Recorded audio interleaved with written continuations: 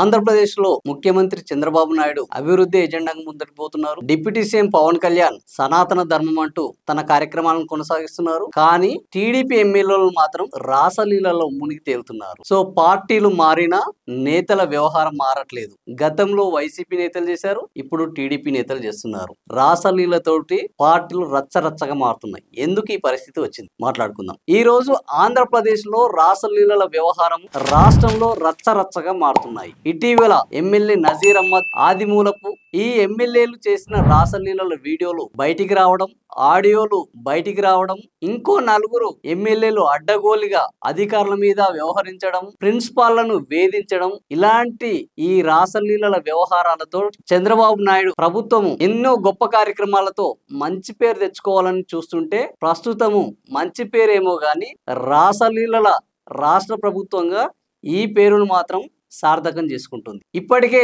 అనేక మంది మహిళలు తమని ఈ ఎమ్మెల్యేలు ఇబ్బందులు పెడుతున్నారు, వీడియో కాల్స్ చేయమంటున్నారు, రాత్రి 10 గంటల తర్వాత ఆఫీసుకు రమ్మంటున్నారు, వీళ్ళు మా తోటి ఉండి మమ్మల్ని వేధిస్తున్నారని హైదరాబాద్ వేదికగా వాళ్ళు ప్రెస్ మీట్లు పెట్టి మరి ఆరోపిస్తున్నారు.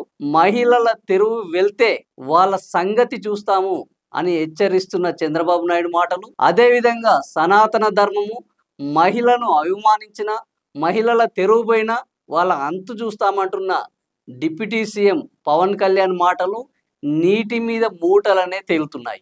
ఇప్పటి వరకు ఈ ఎమ్మెల్యేలు చేసిన ఎవరి విషయంలోనూ ఒక్క మహిళకు కూడా న్యాయం జరగలేదు. పైగా వీళ్ళందరూ బయట మాట్లాడుకోవడం, వాళ్ళ మీద కంప్లైంట్ చేసిన వాళ్ళ మీదనే మళ్ళా వేధింపులకు పాల్పడి వాళ్ళు కేసుల వరకు వెళ్లకుండా వాళ్ళు చివరికి సూసైడ్ చేసుకునే వరకు వాళ్ళని వేధించడం చూస్తుంటే టీడీపీ అధికారంలో కొనసాగితే మహిళల పట్ల ఎంతటి గౌరవం ఉంటుందో అని ఆశించిన ఆంధ్రప్రదేశ్ రాష్ట్రానికి ఈ రోజు నిరాశ ఎదురవుతుంది. అధినాయకులు ఇలాంటి వివాదాల్లో ఎక్కడ కూడా చిన్న మచ్చ లేకపోయినా అధినాయకుల కింద పనిచేస్తున్న అధికార ప్రతినిధులు గాని, అధికార ప్రజా ప్రతినిధులు గాని ఈ రోజు రాసలీలలో మునిగి తేలడం రాష్ట్రానికి చెడ్డ పేరు తీసుకొస్తుంది. ఒక తీరని మచ్చను పార్టీకి మిగులుస్తుంది.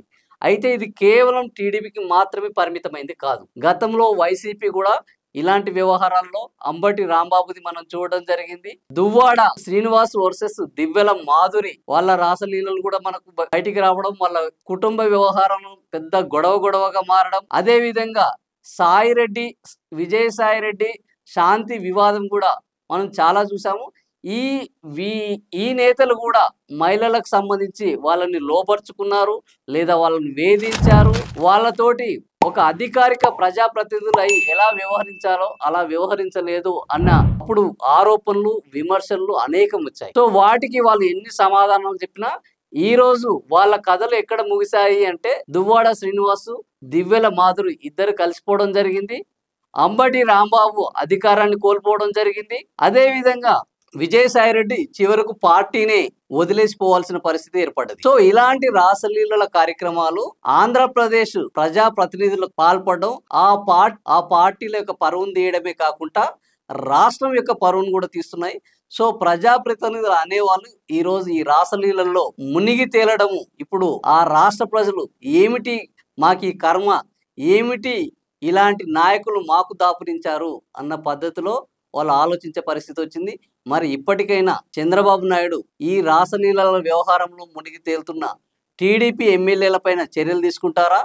వీళ్ళ బారిన పడి వేదనకు గురవుతున్న, వేధింపులకు గురవుతున్న మహిళలకు న్యాయం చేస్తారా అని వేచి చూడాలి. డిప్యూటీ సీఎం పవన్ కళ్యాణ్ సనాతన ధర్మము మహిళలకు ఎక్కడైతే పూజింపబడతారో అక్కడే దేవతలు ప్రత్యక్షమవుతారో అనే ఈ సనాతన ధర్మాన్ని ఆచరించి ఈ మహిళలకు గౌరవం కలిగే విధంగా, మహిళలను వేధించే వాళ్లకు సరైన బుద్ధి చెప్పే విధంగా ఆయన చొరవ తీసుకుంటారా? ఇవన్నీ తెర మీద చూడాల్సిందే. మరి ఏం జరుగుతుందో ఆంధ్రప్రదేశ్ లో ముందు చూద్దాం. మరిన్ని విషయాలు మళ్ళీ మాట్లాడుకుందాం.